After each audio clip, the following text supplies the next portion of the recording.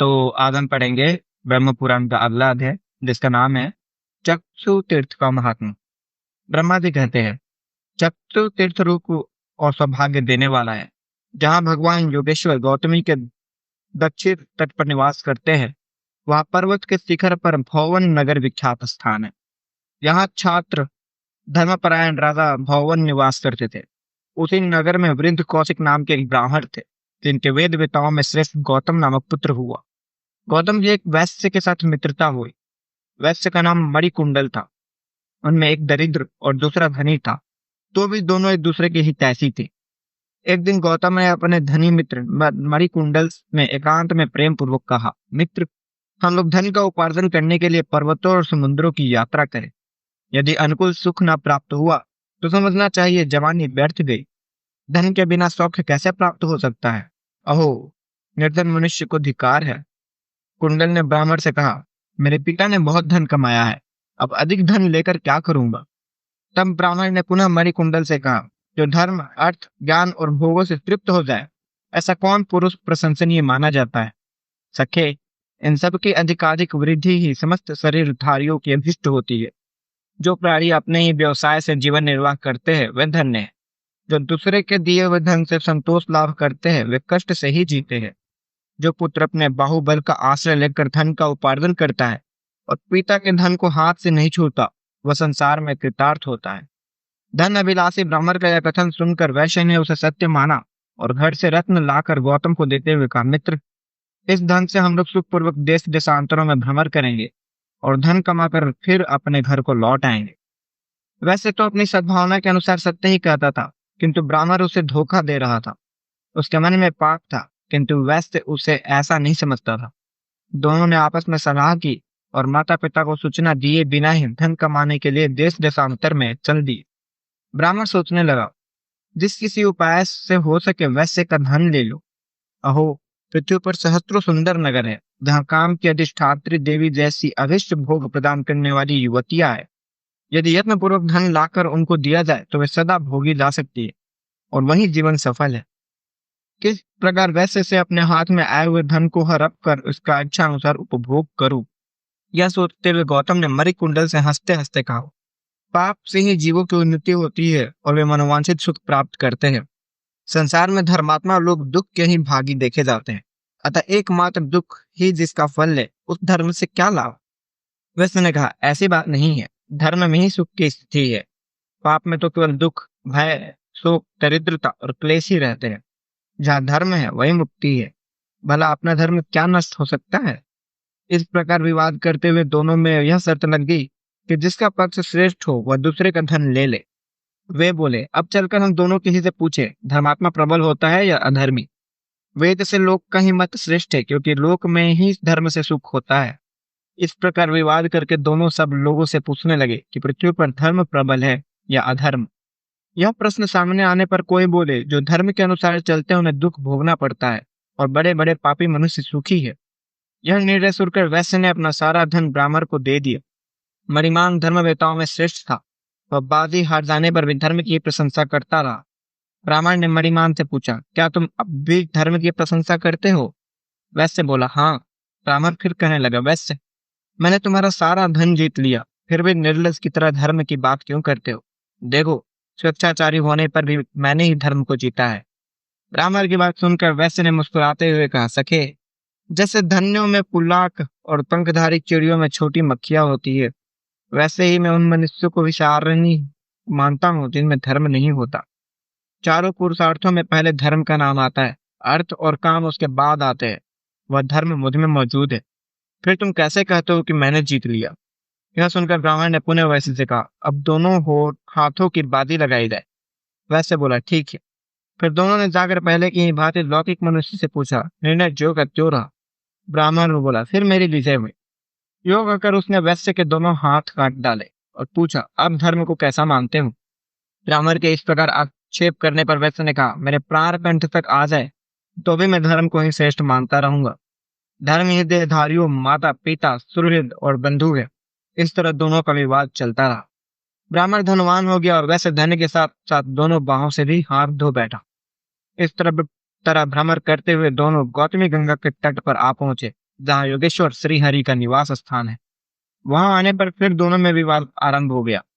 वैश्य गंगा योगेश्वर और धर्म की ही प्रशंसा करता रहा। इससे ब्राह्मण को बड़ा क्रोध हुआ।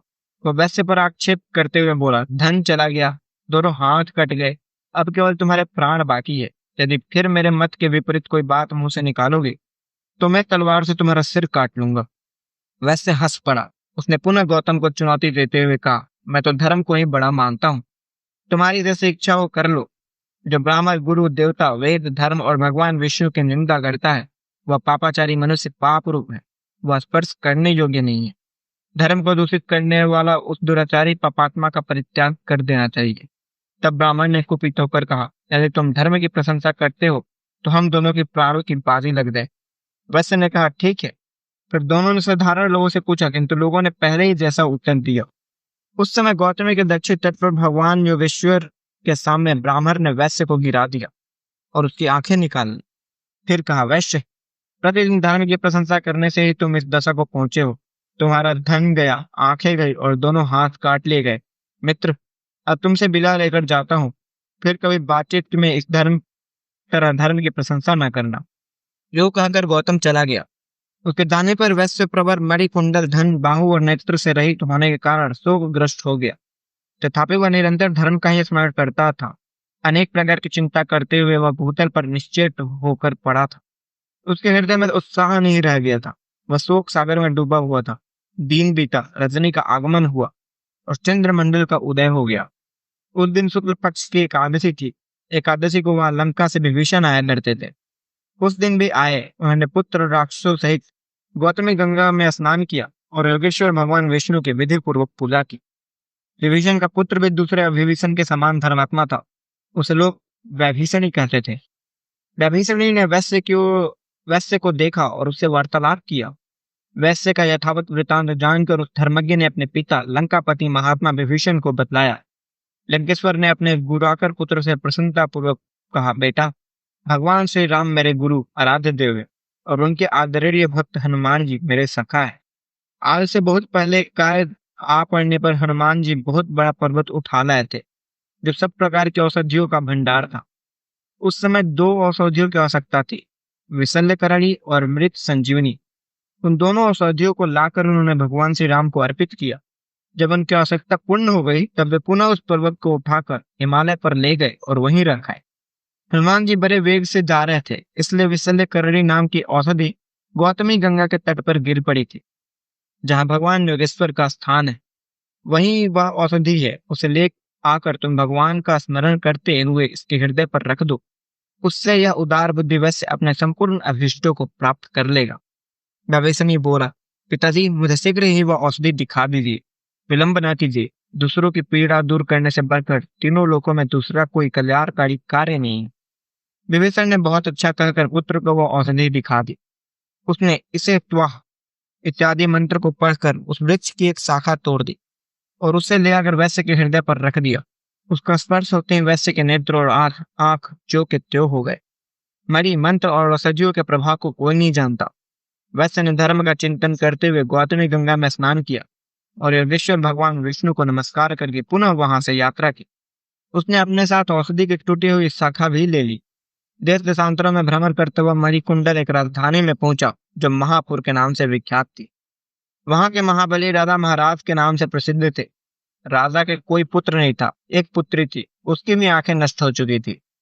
वह कन्या ही राजा के लिए पुत्र थी। राजा ने यह निश्चय किया था कि देवता, दानव, ब्राह्मण, क्षत्रिय, वैश्य, शूद्र, गुरुवार या निर्गुण कोई भी क्यों न हो, मैं उसी को यह कन्या दूंगा जो इसकी आंखें अच्छी कर देगा।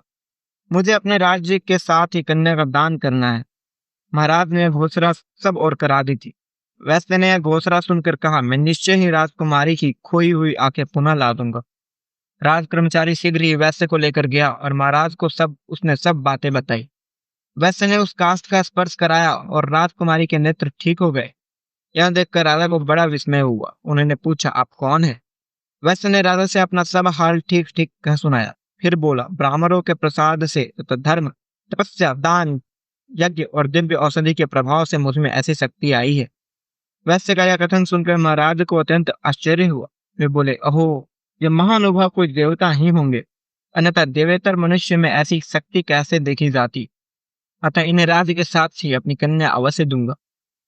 मन में ऐसा संकल्प करके राजा ने कन्या सहित राज्य वैश्य को दे दिया। मणिकुंडल राज्य को पाकर भी मित्र के बिना संतुष्ट न हुआ। वह सोचने लगा, मित्र के बिना न तो राज्य अच्छा है और न सुखी अच्छा लगता है। इस प्रकार वह सदा गौतम ब्राह्मण का ही चिंतन किया करता था। इस पृथ्वी पर उत्तम कुल में उत्पन्न हुए साधु पुरुषों का यही लक्षण है कि अहित करने वालों के प्रति भी उनके मन में सदा करुणा ही भरी रहती है। एक दिन महाराज मणिकुंडल वन में गए थे।